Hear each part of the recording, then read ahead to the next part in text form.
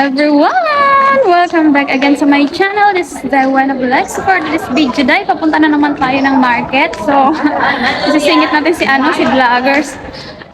So, for this video day, alam nyo, may isi-share ko sa inyo, no? Kasi sa dami-dami ng aking nakikitang nagpo-post na gusto nang umayaw, nagpaplano ng mag-break. Ang bilis, ilang days pa lang, ilang weeks pa lang. So, nung linggo day, meron akong mga nakausap na mga, kasi dito sa tent, dito sa mga gilid-gilid sa amin malapit, may mga tent, di ba, na kung nakikita nyo yung previous vlog ko nung linggo, nakikita nyo may mga tent. So, umupo ako doon, nagpaampon ako kasi umuulan, that time, wala akong matambayan sa labas, so nagpaampon ako sa kanila, umupo ako doon. So, meron akong mga nakausap na super tagal na nila dito dahil yung una kong nakausap, mga Ilocana, grabe, 22 years, 27 years, pero sabi ko, yung nag-share sila sa akin na about sa mga naging experience nila, sabi ko, hala, pero tumagal kayo dito sa Hong Kong, umabot kayo ng ganyang mga taon. Sabi kong ganyan. So, naisip ko yung mga nakikita ko sa post na umaayaw agad. So, imagine, minsan kasi, di ba, dumadating tayo sa point na akala natin na super kawawa tayo. Kumbaga, nagsiselfie. Danas ko to. Itong tinatawag na selfie, hindi ko nga to alam yun pala yung tawag doon. Noon kasi, meron akong mga pinagdadaanan din. Mayroon din akong isang subscriber si Ate Icy Vlog. Nakilala ko lang din sa YouTube. Then, sa kanya ako nag-share ng mga nasa loob ko ba, mga pinagdadaanan ko. So, siya yung nagsabi sa akin, nagsiself-pity ka, sabi niya ganyan. So, sabi ko, ano yung self-pity?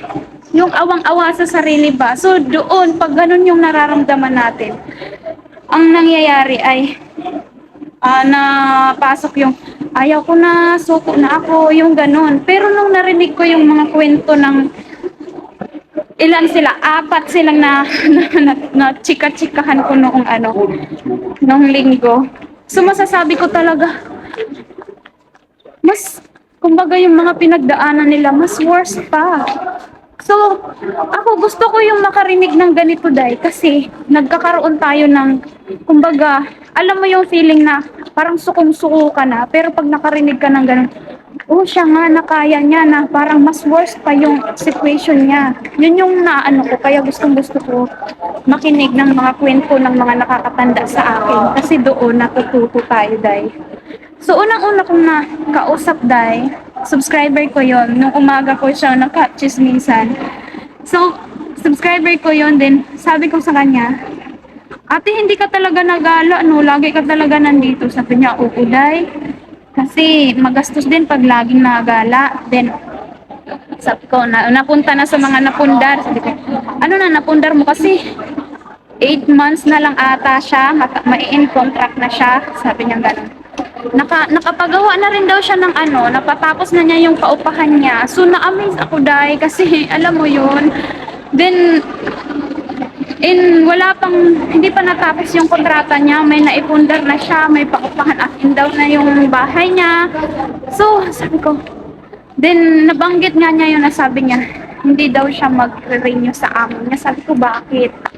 Kasi, ang dami din niyang mga experience na kung hindi ka lang matyaga, hindi ka lang matiisin, kung hindi lang mahaba ang pasensya mo, Diyos ko, sabi ko, hala, swerte pa pala ako, Sabi kong ganyan.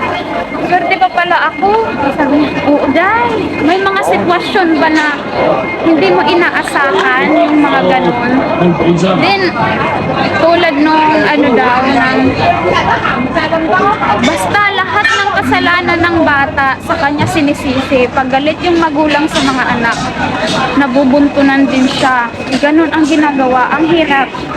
Then, yung isa na 22 years nang nandito sa Hong Kong, sabi ko, ate, grabe. Sa una daw niyang amo, 17 years siya. So doon mabait, wala siyang problema. Kung sa pangalawang 6 years siya, grabe din yung nagdaanan niya. So ayan, mag-market muna tayo. Continue natin mamaya. So, ano nga ba yung ating mga dapat paghandaan bago tayo mag-apply abroad, guys? Ha? Kasi mostly sa nakikita kong mga dahilan bakit sila pinipili na lang na mag-break kung ano ba yun, nagpaplano sila na gusto na nila mag-break. So, yung isa ay grabe daw yung pangungutya sa kanya, pangmamaliit. Yung isa ayaw daw kumain ng bata din sa kanya, sinisisi. So, yung mga narinig kong from sa 22 years and 27, yung mga share nila sa akin dahil grabe dahil yung si ate 22 years, sabi niya nung 17 years daw siya sa amo, wala siyang problema. Pag pumalit, kabaliktaran. Alam mo dahil ang kalaban niya naman doon ay isang 10 years old. Yung alaga niyang ganun. Grabe yung pangungutya sa kanya. Sabi niya, sabihan ka pa naman. Sikreto lang. Ayaw iparinig ng bata sa CCTV or sa magulang. Pag sila lang dalawa, mamamaywang daw yan. You're loser. You're poor. No, alam mo, ang para sa akin, ang hirap niyang tanggapin kasi nasanay siya sa 16 years, hindi siya nakakarinig ng ganun sa una niyang amo. Then, sa papalitan sa pangalawa niyang amo, ganun ang naririnig niya. Then, mayroong mga sitwasyon dahil na, alam mo yun, gusto ka talagang ipahamak ng alaga mo. One time, yung unang-una kong nakausap yung subscriber ko, one time daw na naghuhuga siya, busy siya, din yung alaga niya ay 11 lang ata yung alaga niya. Nagsi-CR, nanghihingi ng tissue. Hindi siya makatayo kasi nag-phone, naka-charge, so hindi siya makatayo. So sinabihan ng subscriber ko na, ito na lang gamitin mo. Ayaw niya gamitin yon. So ang ginawa niya, kumuha siya, umakyat siya doon sa, yung mataas daw kasi medyo mataas yung lagayan ng tissue nila. So, umakyat yung bata. Din, alam mo yun, inis na inis siya sa kunyang, sa katulong. So, nagsumbong siya sa mama niya na ganito, umakyat ako sa washing ma. Ganito, ganyan. Kumbaga, pinasobrahan bata. Gusto lang talaga ng bata na mapagalitan yung katulong. So, sabi naman niya, dati hindi naman niya ginagawa yun. So, imagine mo yun, bata pa yung alaga mo. Sabi ko nga, marami din akong nakakausap dai na before, di ba, yan din yung sinishare ko sa inyo na pag nananakit yung bata, dyan talaga ako na-i-stress, nagsiself-pity din ako, kumbaga. Pero nung sinishare ko siya, din maraming nagko-comment na same situation ko. So nasabi ko, normal na ata yung ganito. Dito, bilang katulong, normal na ata itong ganito. So kagabi nga din na pag-usapan na namin about dyan. Dami din nag-share na pag nasa abroad ka talaga, dai, kailangan mo talagang matutong maging matigas. So, hindi solusyon yung pag-ayaw agad. So, kung gusto natin magtagal or matapos yung kontrata, kailangan talaga ng pagtitiis, mahabang pasensya. Si ate nga, yung subscriber ko, yung ang dami niya talagang mga situation na masasabi ko talagang grabe yung pagtitiis mo. Tipong iba lang, naku. Hindi talaga siya sumasagot, dai. Tikong bibig na lang siya kasi once na makapagsalita siya, iba din daw siya. So, kasi meron siyang pinapagawang bahay. So, sabi niya, tiis lang talaga, dai. At dahil first timer nga siya, gusto rin niya ng good record. So, sabi ko, ate, yung sitwasyon mo, wala kasing mapili sa amo niya, dai. Ang mga bata, ayan, grabe kong manalita sa kanya. Yun, unang-una yun. Yung among babae, pag once nagkaroon ng kasalanan yung mga bata, damay din siya, isisi niya lahat sa kanya. Then yung lalaki din, ganun din. One time nga daw, dai, na hinatid niya sa school yung bata. Then, ang nangyari naman ay, nauna siyang pumasok sa MTR, din sumunod yung bata, kaso kinain yung card ng bata, so hindi nakapasok sa MTR yung bata. So ang ginawa niya, lumabas siya para tulungan yung bata papunta doon sa customer service.